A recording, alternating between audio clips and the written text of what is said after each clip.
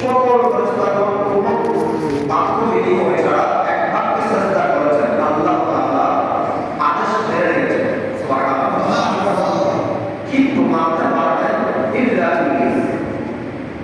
তিনি বললেন আবা ওয়াস্তাকবারা ওয়া কানা মিনাল কাফিরিন। তিনি আল্লাহ তাআলার সেই নির্দেশটা মানতে পারেননি বলে তিনি আল্লাহর সাথে তর্ক বিতর্কে যুক্ত হয়েছেন। কোরআন শরীফের আয়াত আল্লাহ তাআলা ইরশাদ করেন বিসমিল্লাহির রহমানির রহিম ক্বালা মা মানা'আকা আল্লা তাসজুদা ইয আমারতু। আল্লাহ বলেন তোমাকে আমি নির্দেশ দিয়েছি তোমাকে কেন মানা করেছে সাজদা করতে।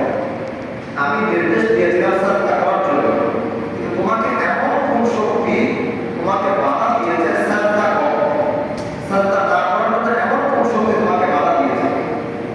তখন শয়তান বললেন ক্বালা আনা খায়রুম মিনহু খালাকাতানি মিন নার ওয়া খালাকাতাহু মিন তিন। সে আল্লাহর সাথে যুক্তিতর্ক করছেন। শয়তান বলল আনা খায়রুম মিনহু, আমি তার থেকে উত্তম, তবে আল্লাহর থেকে শয়তান কেন যুক্তি দিচ্ছেন? আনা খালাকাতানি মিন নার ওয়া খালাকাতাহু মিন তিন। আপনি আমাকে সৃষ্টি করেছেন আগুন থেকে আর আগুন সৃষ্টি করেছেন মাটি থেকে।